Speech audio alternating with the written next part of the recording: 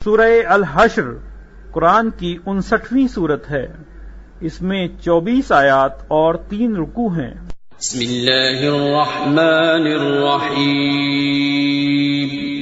شروع اللہ کا نام لے کر جو بڑا مہربان نہایت رحم والا ہے۔ جو چیزیں آسمانوں میں ہیں اور جو چیزیں زمین میں ہیں سب اللہ کی تسبیح کرتی ہیں، اور وہ غالب ہے، حکمت والا ہے۔ وہی تو ہے جس نے کفار اہل کتاب کو پہلی لشکر کشی پر ہی ان کے گھروں سے نکال دیا۔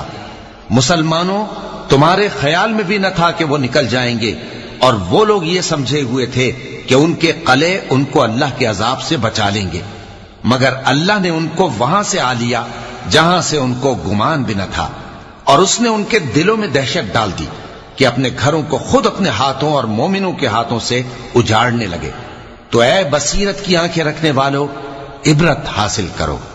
اور اگر اللہ نے ان کے بارے میں جلا وطن کرنا نہ لکھ رکھا ہوتا تو ان کو دنیا میں بھی عذاب دے دیتا، اور آخرت میں تو ان کے لیے آگ کا عذاب تیار ہے ہی۔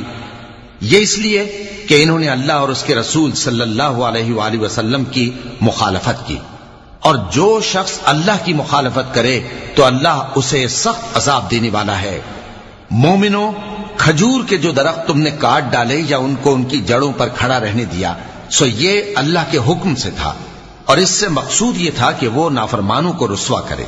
اور اے مسلمانوں، جو مال اللہ نے اپنے پیغمبر کو ان لوگوں سے جنگ کے بغیر دلوایا ہے اس میں تمہارا کچھ حق نہیں، کیونکہ اس کے لیے نہ تم نے گھوڑے دوڑائے نہ اونٹ، لیکن اللہ اپنے پیغمبروں کو جن پر چاہتا ہے غالب کر دیتا ہے، اور اللہ ہر چیز پر قادر ہے۔ جو مال اللہ نے اپنے پیغمبر صلی اللہ علیہ وآلہ وسلم کو بستیوں والوں سے دلوایا ہے وہ اللہ کے اور پیغمبر کے قرابت والوں کے اور یتیموں کے اور حاجت مندوں کے اور مسافروں کے لیے ہے، تاکہ جو لوگ تم میں دولت مند ہیں انہی کے ہاتھوں میں نہ گردش کرتا رہے، اور جو چیز تم کو پیغمبر صلی اللہ علیہ وآلہ وسلم دیں وہ لے لو، اور جس سے منع کریں اس سے باز رہو، اور اللہ سے ڈرتے رہو، بے شک اللہ سخت عذاب دینے والا ہے۔ اور ان ضرورت مند مہاجروں کے لیے بھی جو اپنے گھروں اور مالوں سے خارج اور جدا کر دیے گئے ہیں، جو اللہ کے فضل اور اس کی خوشنودی کے طلبگار اور اللہ اور اس کے پیغمبر کے مددگار ہیں، یہی لوگ سچے ہیں۔ اور ان لوگوں کے لیے بھی جو مہاجرین سے پہلے اس گھر یعنی مدینے میں مقیم ہیں اور ایمان میں مضبوط ہیں، اور جو لوگ ہجرت کر کے ان کے پاس آتے ہیں وہ ان سے محبت کرتے ہیں، اور جو کچھ ان کو ملا اس سے اپنے دل میں کچھ خواہش اور خلش نہیں پاتے، اور ان کو اپنی جانوں پر مقدم رکھتے ہیں خواہ وہ خود بھی فاقے سے ہوں۔ اور جو شخص خود غرضی سے بچا لیا گیا تو ایسے ہی لوگ بامراد ہیں۔ اور ان کے لیے بھی جو ان مہاجرین کے بعد آئے اور دعا کرتے ہیں کہ اے پروردگار، ہمارے اور ہمارے بھائیوں کے جو ہم سے پہلے ایمان لائے ہیں گناہ معاف فرما، اور مومنوں کی طرف سے ہمارے دل میں کینہ و حسد نہ پیدا ہونے دے، اے ہمارے پروردگار تو بڑا شفقت کرنے والا ہے، مہربان ہے۔ کیا تم نے ان منافقوں کو نہیں دیکھا جو اپنے کافر بھائیوں سے جو اہل کتاب ہیں کہا کرتے ہیں کہ اگر تم جلا وطن کیے گئے تو ہم بھی تمہارے ساتھ نکل چلیں گے، اور تمہارے بارے میں کبھی کسی کا کہا نہ مانیں گے، اور اگر تم سے جنگ ہوئی تو تمہاری ہی مدد کریں گے، مگر اللہ ظاہر کیے دیتا ہے کہ یہ جھوٹے ہیں۔ اگر وہ نکالے گئے تو یہ ان کے ساتھ نہیں نکلیں گے، اور اگر ان سے جنگ ہوئی تو یہ ان کی مدد نہیں کریں گے، اور اگر مدد کریں گے بھی تو پیٹ پھیر کر بھاگ جائیں گے، پھر ان کو کہیں سے بھی مدد نہ ملے گی۔ مسلمانوں، تمہاری ہیبت ان لوگوں کے دلوں میں اللہ سے بھی بڑھ کر ہے، یہ اس لیے کہ یہ سمجھ نہیں رکھتے۔ یہ سب جمع ہو کر بھی تم سے نہیں لڑ سکیں گے مگر بستیوں کے قلعوں میں پناہ لے کر یا دیواروں کی اوٹ سے۔ ان کے آپس میں بھی بڑی لڑائی رہتی ہے، تم خیال کرتے ہو کہ یہ اکٹھے ہیں، حالانکہ ان کے دل پھٹے ہوئے ہیں۔ یہ اس لیے کہ یہ بے عقل لوگ ہیں۔ ان کا حال ان لوگوں کا سا ہے جو ان سے کچھ ہی پیشتر اپنے کرتوت کی سزا کا مزہ چکھ چکے ہیں، اور ان کے لیے دکھ دینے والا عذاب تیار ہے۔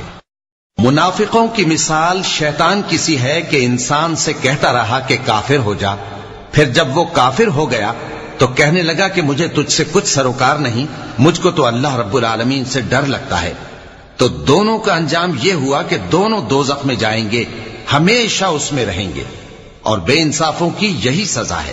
اے ایمان والو، اللہ سے ڈرتے رہو، اور ہر شخص کو دیکھنا چاہیے کہ اس نے کل یعنی آخرت کے لیے کیا سامان بھیجا ہے۔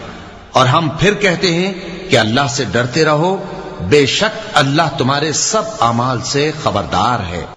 اور ان لوگوں جیسے نہ ہو جانا جنہوں نے اللہ کو بھلا دیا تو اللہ نے انہیں ایسا کر دیا کہ وہ خود اپنے آپ کو بھول گئے۔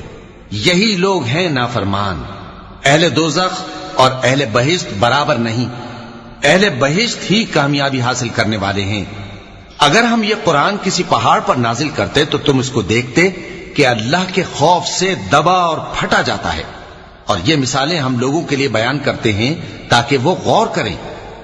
وہی اللہ ہے جس کے سوا کوئی معبود نہیں، پوشیدہ اور ظاہر کا جاننے والا، وہ بڑا مہربان ہے، نہایت رحم والا ہے۔ وہی اللہ ہے جس کے سوا کوئی عبادت کے لائق نہیں، بادشاہ حقیقی، ہر عیب سے پاک، سلامتی دینے والا، امن دینے والا، نگہبان، غالب، زبردست، بڑائی والا۔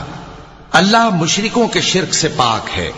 وہی اللہ تمام مخلوقات کا خالق، ایجاد و اختراع کرنے والا، صورتیں بنانے والا، اس کے سب اچھے سے اچھے نام ہیں۔ جتنی چیزیں آسمانوں اور زمین میں ہیں سب اس کی تسبیح کرتی رہتی ہیں، اور وہ غالب ہے، حکمت والا ہے۔